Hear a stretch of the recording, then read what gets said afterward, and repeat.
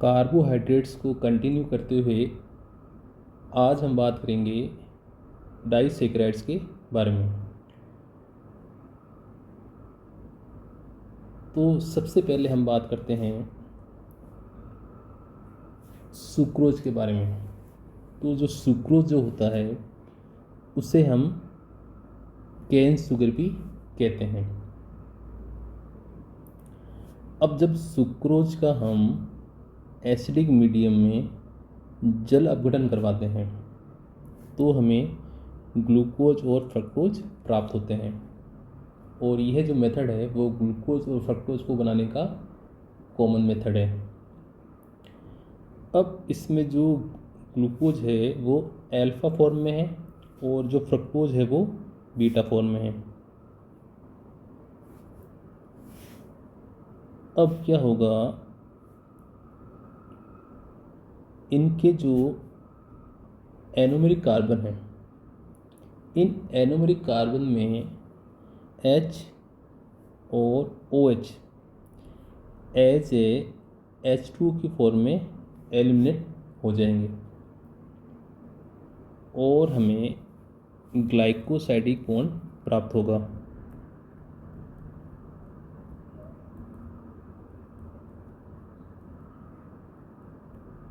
ठीक है।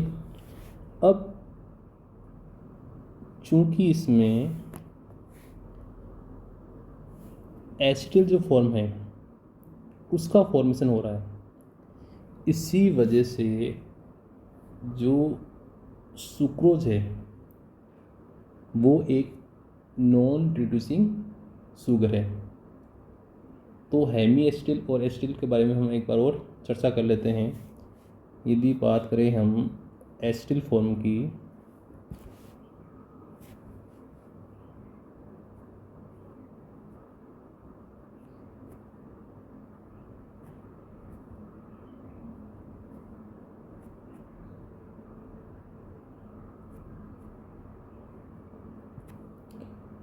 तो इस वाली फॉर्म को हम बोलेंगे हेमी एसिटिल फॉर्म, और इसमें जो ये R डैश है उसके स्थान पे हमें H अथवा CH2OH ग्रुप देखने को मिल सकता है। ठीक है। और जो हेमी एसिटिल जो फॉर्म होती है वो ईजिली ओपन चेन में कन्वर्ट हो जाती है, जिससे फ्री एल्डिहाइड ग्रुप हमें मिल जाता है, और वो एल्डिहाइड जो ग्रुप है वो टोलिन अथवा बेंडिक सॉल्यूशन अथवा फेलिंग सॉल्यूशन के साथ में रिएक्शन कर लेता है। ठीक है। तो यहाँ लिख देता हूँ मैं,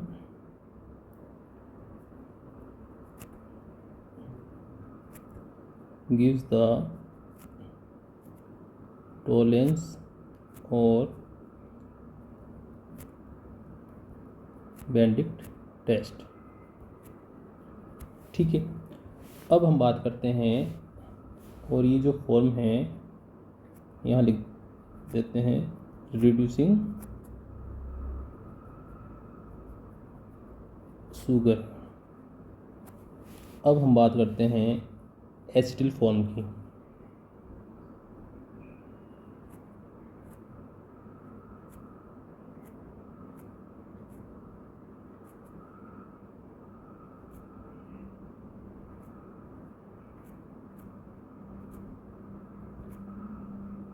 तो इसमें R डैश जो है वो H अथवा CH2OH हो सकता है, जैसे कि हेमी एसिटिल फॉर्म में होता है। लेकिन यहाँ पर जो H था हेमी एसिटिल फॉर्म में, उस H के स्थान पर हमें यहाँ पर कोई एल्काइल ग्रुप देखने को मिलेगा, और जो एसिटिल जो फॉर्म है उसका आसानी से जल अपघटन नहीं हो पाता है, इसी वजह से वो ओपन चेन में कन्वर्ट नहीं हो पाती है, और इसलिए हम इसको बोलते हैं नॉन रिड्यूसिंग शुगर, क्योंकि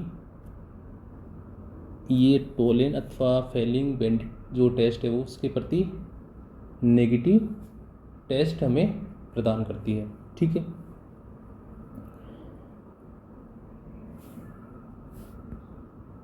अब यहाँ पर मैंने लिख रखा है जो सुक्रोज है वो हेमी एसिटिल फॉर्म की एब्सेंस के कारण एक अनअपचायक शर्करा है, ठीक है।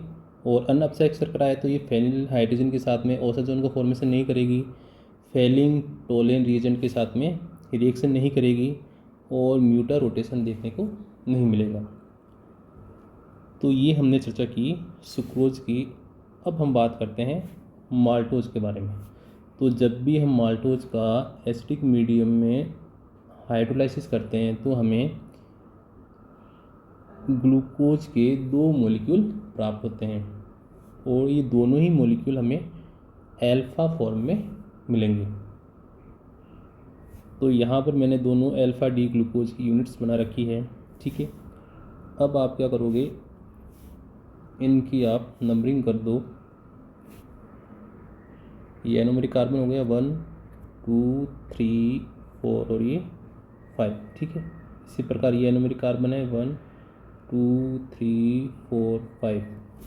अब इसमें आपको क्या ध्यान रखना है, इसमें एक यूनिट जैसे इसकी बात करें, इसमें कार्बन संख्या 4 और जो सेकंड यूनिट है उसमें कार्बन संख्या 1, यानी एनोमेरिक जो कार्बन है उन दोनों कार्बन के बीच में से इस प्रकार से OH और ये H यानी H2 जो है वो एलिमिनेट हो जाएगा और हमें ग्लाइकोसाइडिक बॉन्ड देखने को मिलेगा। चूँकि एक यूनिट में एनोमेरिक कार्बन यानी कार्बन संख्या 1 और दूसरी यूनिट के अंदर कार्बन संख्या 4, उनके बीच बॉन्ड फॉर्म हो रहा है, इसलिए इसको हम बोलेंगे अल्फा 1,4 ग्लाइकोसाइडिक बॉन्ड। अब इसमें एक जो यूनिट है, जैसे यहाँ पर मैंने इसको स्टार कर रखा है, इसमें अभी भी हेमी एसिटिल जो फॉर्म है वो देखने को मिल रही है। इसी वजह से जो माल्टोज है वो एक अपचायक शर्करा होती है, ठीक है। अब हेमी एसिटिल फॉर्म की वजह से इसमें हमें म्यूटा रोटेशन भी देखने को मिलता है और यह भी 2 फॉर्म में एग्जिस्ट करती है, अल्फ़ा और बीटा। दोनों के लिए स्पेसिफिक रोटेशन का मान 168 है, बीटा वाले के लिए 118 डिग्री है और इनका भी एक साम्य मिश्रण हमें देखने को मिलेगा। उस साम्य मिश्रण का जो स्पेसिफिक रोटेशन अथवा ऑप्टिकल रोटेशन का मान होगा आपके 136 डिग्री, ठीक है।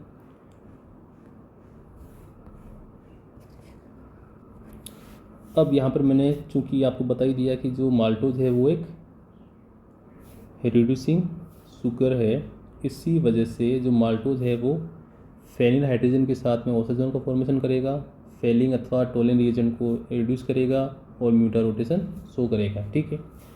अब हम बात करते हैं नेक्स्ट डाइसेकेराइड की, जिसका नाम है लैक्टोज, जिसे हम मिल्क शुगर भी कहते हैं। तो जो लैक्टोज जो होता है, यहाँ पे मैंने लिखा नहीं है, यहाँ लिख देता हूँ मैं। जब हम लैक्टोज का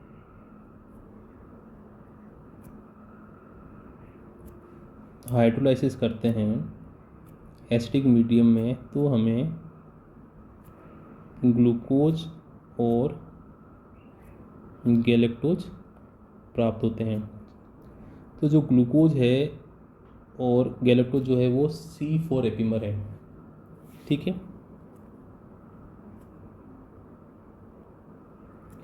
और जो ग्लूकोज है वो हमें पता है कौन सी फॉर्म में मिलेगा, हमें अल्फा फॉर्म में, और जो गैलेक्टोज है वो हमें बीटा फॉर्म में देखने को मिलेगा।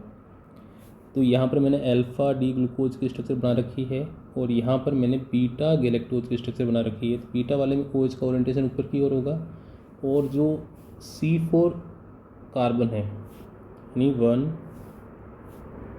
1 2 3 4, इस कार्बन पे हमें ग्लूकोज के रेस्पेक्ट में ओरिएंटेशन विपरीत देखने को मिलेगा, जो कि हमें मिल भी रहा है, ठीक है। तो जो ग्लूकोज और गैलेक्टोज जो है वो C4 एपीमर्स।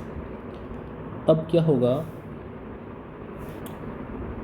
जो गैलेक्टोज है उसमें कार्बन संख्या 1 और जो ग्लूकोज है उसमें 1 2 3 4।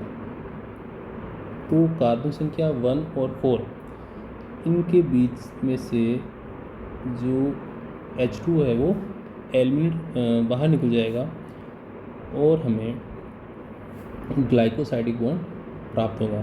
ठीक है, तो यहाँ पर मैंने ये ड्रॉ कर रखा है।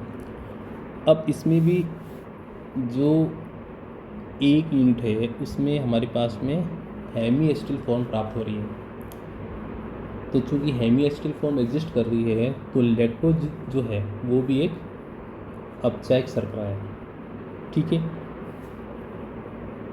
तो ये हमने चर्चा की डाइसैकेराइड्स के बारे में।